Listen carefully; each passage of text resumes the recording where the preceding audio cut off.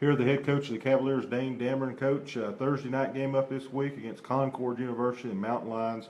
It's a 7 p.m. kickoff, and I'd like to start today. It's Community Appreciation Day. All fans will be admitted free, and you've had big crowds already this year.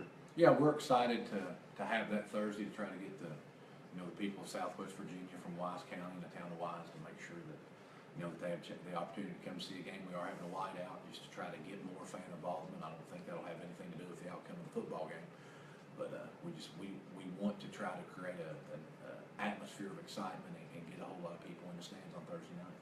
Coach, looking back at your win at West Virginia State, pretty incredible ball game. You fall behind 37-36, less than 30 seconds to go, and I felt that way at the time. And I hope this proves to be true. We grew up a lot, especially at quarterback. To have a redshirt freshman quarterback lead the team down the field there, starting on his own 20 into field goal position, you got to feel pretty good about Bryson Lee and the development he's made so far. I don't think there's any question about that, Darryl. I think every week he's shown a tremendous amount of improvement, starting from game one against Tuscan, where we actually pulled him in the fourth quarter to where he's at now. And we knew that he was going to have some growing pains. The thing that I like that Bryson is doing right now is he's really protecting the football.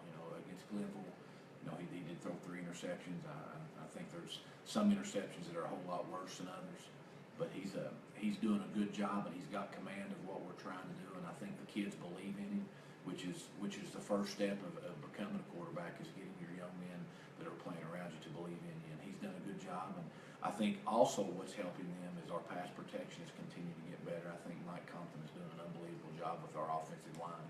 I think that group right there had the most room for improvement, and they still have the most room for improvement, but they're definitely getting better. Bryson on Saturday, 423 yards through the air, 2 touchdowns, over 1,300 yards this year, and he's second among all D2 freshman quarterbacks. Pretty good start for him. And you had 2 other players that were honored by the league. Senior linebacker Zachary Blair, coach, 14 tackles, and a play that I thought when he made it won us the game, 82-yard interception return for touchdown. I thought Zach had a very good game, and Zach is who Zach is. He's going to play harder than anybody on the field, and he's going to make a lot of plays for us. And getting back offensively, I think that the thing that I was most proud of is we were able to generate a running game. We've got to be able to run the football to win football games as we continue to go on throughout this season. We've got to get better at that. I thought Carlton Griffith had a good game.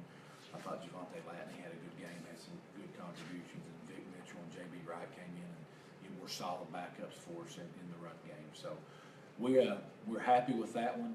We enjoyed that one on the bus ride back on Saturday, but now we've turned the page, and as you mentioned, we've got the Mountain Lions of Concord coming in Thursday, and we're looking forward to that one. 126 rushing yards in that game, and we talked about that before the game, a chance to get the running game back going. And you talked about Concord. They've lost 3 of their last 4, but it's a team that traditionally we've struggled with a little bit. The last win for UVA Wise in the series came in 2007, and Concord leads it all time, 5-2. I guess just your initial impressions and thoughts on the Mountain Lions. I think they're a very good football team. I think they're very skilled in the defensive secondary. I think their quarterback is a really good player. They've got some good wideouts, and their offensive line may be the best that we've seen. So it's going to be a tall task for us. But as I've told you several times, I'm worried about UVA Wise because we still have a lot of room for improvement, a lot of room for growth, and we've just got to make sure that we're going to be the best version of ourselves. I tell our kids all the time, we should hope that we get Concord's best game on Thursday night, because you always want to make sure that if you have an opportunity to play somebody, you want them to be at their best.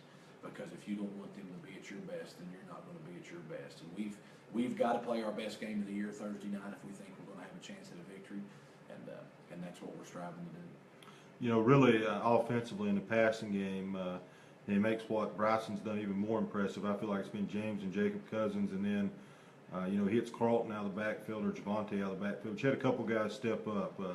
Corey Hilberth, I thought, played well, and then you had a freshman, Austin Atkinson, who had the best game of his career to this point. Yeah, I was very encouraged. We've been talking so much in the staff room and offensive meetings. We've got to get number 23 going, and it was good to see him have a breakout game because he has a little bit of juice. He can do some things when he catches the football, and so that was very encouraging to see. And he was wanting the ball, and of course all receivers want the ball. We see that every Sunday from the way receivers act on the sideline sometimes, but it was encouraging to see that. And Jacob and James have definitely had a big year for us. But I think if you look at it, our number one receiver right now is Carlton Griffith. He's caught the most balls, and you know, we've spread the ball out a little bit, and we need to continue to do that. We need to be an equal opportunity offense, and just continue to work.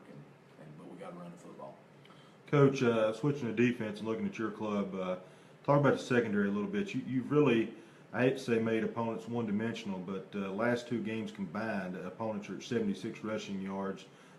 You've tried a lot of guys in the secondary, hit on that a little bit, and where we stand on the back end.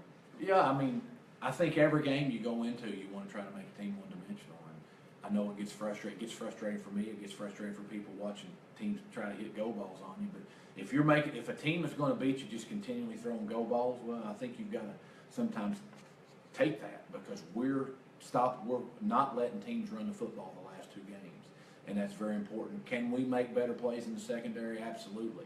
If you go back and look, you know, the kid from West Virginia State, he threw some balls that I don't care how good the coverage would have been, those were going to be complete. And then they had a kid reach back and over his head and make a one-handed catch over his head. You know, so we're making them throw the throws that a defense wants the offense to have to make. Now we have to play the ball better in the air. There's no question about that, and we've got to play up through the receiver's hands to break some of those passes up. But I feel good going into a game knowing if we can keep a team from running the football, and they're just going to live off throwing a go ball, you know, that's something we got to take. And I think the secondary sometimes gets a lot of heat when there's a lot of passing yards. We got to get more pressure on the quarterback too.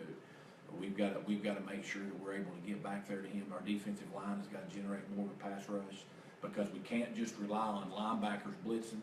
You know, we've got to be able to feel like we can rush forward and get pressure on the quarterback. And right now we're really not doing that. So being in the secondary is a lonely position, because anytime a pass completed, you know, it looks like it's you, but it takes the 10 other people out there to make sure that they're doing their job and to defend the passing game. I know when you and I sat down last week, we talked about special teams, and you said we need to improve there. And first play of the game, you feel like you hit them for one. You take the opening kick back. Martin kicked 6 field goals. You showed your depth a little bit in special teams with Large punting the ball. Talk about special teams a little bit, about the improvement we saw in the game against West Virginia State. I don't think there's any question. We know Trent is a good kicker. Kickers have those games sometimes. It's just sad. You just hope that you're still able to generate a win when they have a game like Trent had against Glenville State. But Trent's, he's dealing with a little bit of growing issue right now, and it's really affecting him. He didn't, as I said on the bus after the game, in the post-game interview, he didn't kick the ball all week, and he won't do that this week. You know, his first kick will be in pregame on Thursday. But I feel very comfortable with Trent Martin going in, and our protection was better on field goal. We made some personnel changes there to get some bigger bodies there at the guard position, and it was better there.